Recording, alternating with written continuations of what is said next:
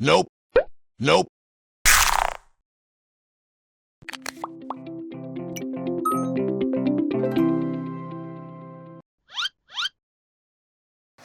안녕. 나는 재테크는 스크루지 블로그를 운영하는 스크루지야. 현재 나이는 38살이고 IT 회사에서 일한 지 13년 정도 되었어. 지금까지 모은 자산은 부채 빼고 순자산 15억 정도 돼. 회사 생활을 10년 정도 했을 때 내가 지금 내 삶을 주도를 하고 있는 것인지 아니면 회사에 종속되어 살고 있는 것인지 빨리 조기 은퇴를 해서 내 평일 스케줄을 내가 한번 계획하고 한번 살아보자 라는 생각이 들었어. 근데 무턱대고 은퇴할 수는 없는 거잖아. 재테크를 통해서 자산을 빨리 모아서 은퇴를 하자, 이런 결심을 하게 된 거지. 일단 파이어족이 되기 위해서 금융자산 15억을 목표로 하고 있고 부동산 2채를 소유하고 있고 금융자산 비중이 아직은 좀 낮은 상태야. 목표 기준으로는 15% 정도 달성을 했는데 내가 아직 주식 투자를 시작한 지 2년 정도밖에 되지 않았어. 계속 투자 내공이 쌓여 나간다면은 10년 안에는 가능하지 않을까 생각을 하고 있어. 은퇴를 하면은 세 가지를 한번 해보고 싶어. 첫 번째는 운동이야. 내가 운동을 정말 좋아하다 보니까 평일에 하루 한 3시간 정도는 헬스장에서 운동을 하고 싶고 러닝, 수영, 테니스 이런 것들을 배워보면서 이제 삶을 살아가고 싶은 거지. 두 번째는 여행이야. 쉼 없이 좀 달리고 있거든. 분기에 한 번씩은 해외여행 간다든지 국내 여행 간다든지 내 삶을 즐기고 싶은 거지. 세 번째는 일단 돈 걱정 없는 활동들을 해보고 싶어. 경제적 자유를 이루지 않은 상태에서는 어떤 활동들을 해나가는 게 쉽지가 않아. 재능 기부라든지 봉사활동이라든지 할 수 있을 것 같아. 학창 시절에 그렇게 넉넉하지가 않아서 제일 저렴하게 뭐 인터넷 강의나 혼자 독서실에 다니면서 공부를 많이 하면서 좀 보냈었지. 학교 다니면서 과외도 하고 최대한 장학금을 타자. 수업 끝나고 바로 도서관 가서 그날 배웠던 걸 복습하고 군대 제대하고 중소기업 IT 회사에 아르바이트로 근무를 했는데 그때 한 달 월급이 75만 원이었어. 45만 원을 적금을 하고 나머지 30만 원으로 한 달을 생활을 했었지. 일단 30만 원으로 한 달 살기엔 되게 빠듯하기 때문에 뭐 핸드폰 요금도 내야 되고 교통비도 내야 되고 뭐 식대도 다 내 돈을 해결해야 됐으니까 최대한 돈을 예산된 가용 범위 내에서만 사용을 하고 한 달에 친구들하고 만난 횟수를 또 정했어. 한 번이라든지 두 번이라든지. 돈이 없으면 친구들을 안 만났었지. 그때 월급과 비교해보면 지금 거의 5배 정도 수입이 있는데 지금도 30만 원 정도를 생활을 하고 있어. 저축률 1년에 70% 이상을 넘으려고 항상 잡아놓고 있지.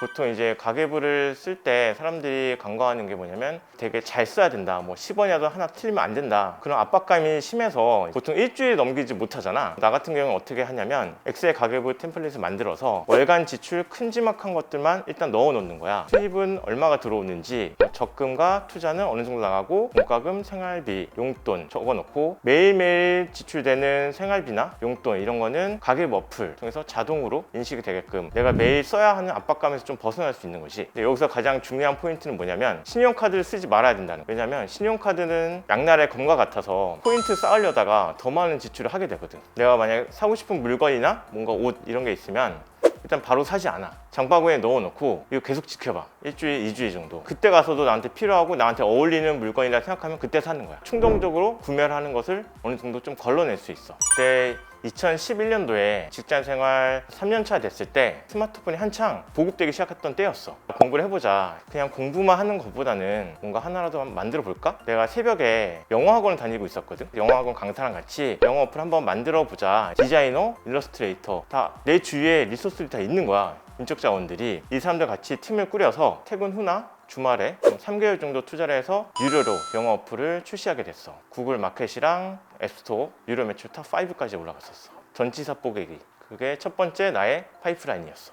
2천만 원 좀 넘게 벌었던 것 같아. 나한테 뭔가 월급의 소득을 가져다 주었던 첫 번째 시도로서 나쁘지 않았던 것이. 하나씩 더 파이프라인을 계속 늘려나간다면 일주일마다 나한테 누군가 월급을 주겠구나. 어떤 걸로 돈을 벌어볼까? 퇴근 후에 피곤해도 너무 즐겁더라고. 나의 재능을 살려서 여러 가지 활동들을 하고 있는데 운동 블로그를 통해서 사람들한테 다이어트, 식단 어떻게 관리해야 되는지 또 운동을 어떻게 하는 게 좋은 건지 이런 식으로 전파를 하기도 했고 작년부터는 이제 재테크 블로그를 운영하면서 내가 주말에 투자 공부를 하는 거나 잃지 않은 투자를 할 수 있는지 그런 부분에 대해서 구독자들한테 알려주고 있지. 내가 운동하기 전에는 42kg였거든. 그때 아무리 많이 먹어도 살이 안 찌는 거야. 운동하면 뭔가 살이 찐다는 얘기를 들어서 그때부터 진짜 미친 듯이 운동을 했던 것 같아. 이제 운동 블로그를 통해서 뭔가 사람들한테 좀 알려주자 시작을 하게 됐었지. 한 달에 뭐 20만 명 정도 올 정도로 3년 동안 2천에서 3천만 원 정도 벌었던 거지.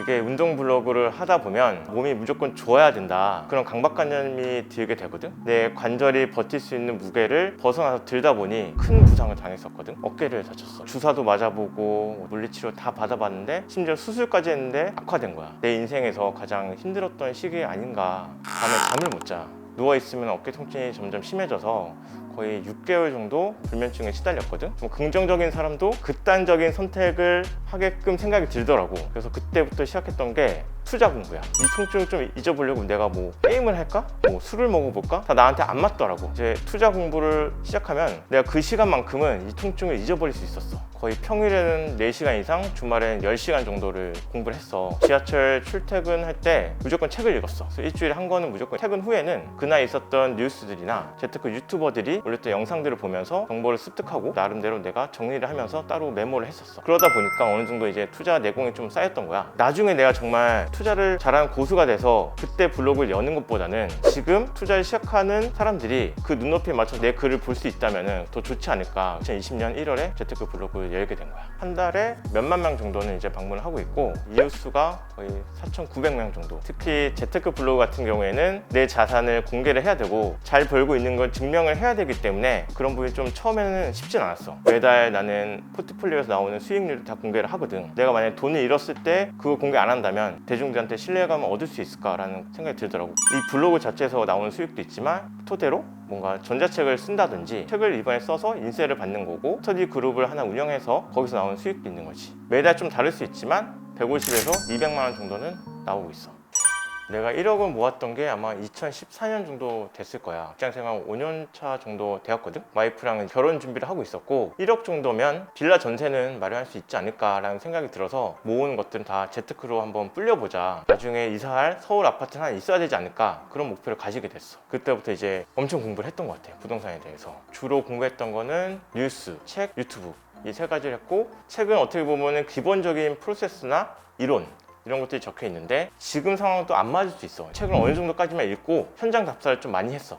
2017년이었거든. 목돈이 몇 억 정도 쌓였었고, 근데 마침 또 그때 부동산이 상승하던 시기였어. 이 시기를 놓치면은 내가 평생 후회할 수도 있겠다라는 예감이 들어서 평일 퇴근 후나 이제 주말에 계속 부동산 임장을 다녔었지, 와이프랑 같이. 많은 사람들이 관심을 가지고 있는 아파트 리스트가 쫙 나오거든. 거기는 어느 정도 가치가 있다고 생각해서 그것들 위주로 일단 다녔었고, 난 직주 근접을 되게 중요하게 생각해서 회사와 조금 가까운 거리의 지역들로 먼저 다니기 시작했었지. 서울은 성동구, 경기도는 고양시, 이렇게 두 채를 매수했어. 레버리지는 그렇게 많이 쓰지 않고 주담대는 받지 않고 그냥 마이너스 통장 한 2천만 원 정도 사용해서 투자를 했어. 지금 이제 서울 아파트 매수했던 거는 작년에 우리가 이사해서 지금 실거주로 살고 있고, 고양시 아파트는 아직까지 이렇게 투자 상태로 월급도 들어오고 뭐 다른 파이프라인에서 돈도 들어오기 때문에 그 자금을 활용해서 적금과 연금에 좀 비중을 넣고 이제 미국 주식도 투자를 하고 있어. 부동산 투자를 계속 하기에는 조금 어렵지 않을까. 정책들도 계속 제한이 좀 많고 세금도 계속 오르기 때문에 내가 잘할 수 있는 투자 원칙으로 주식 투자하면서 시세 차익과 배당금을 같이 누릴 수 있는 게 나한테는 좀 더 맞다고 생각을 했어. 주식을 본격적으로 시작한 것은 2019년이었어. 그 전까지만 해도 펀드 투자를 하고 있었거든. 작년 코로나 하락장 때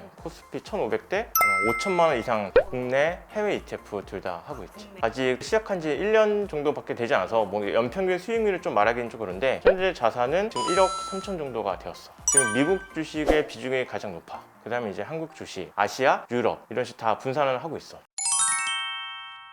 부동산 투자를 계속 늘려나가기보다는 그냥 내가 잘할 수 있는 투자 원칙으로 주식 투자하면서 시세 차익과 배당금을 같이 누릴 수 있는 게 정말 많이 하락했다. 그럴 경우에는 이제 추가 매수 기준을 좀 세워놔. 그래서 예를 들어서 15%, 뭐 25% 빠졌을 때 뭐 엑셀에다가 조건부 선식을 걸어놓고 이 신호가 켜졌을 때 나는 추가 매수를 하고 있는 거지. 이것을 했을 때 안 했을 때 정말 수익률 차이가 많이 났어.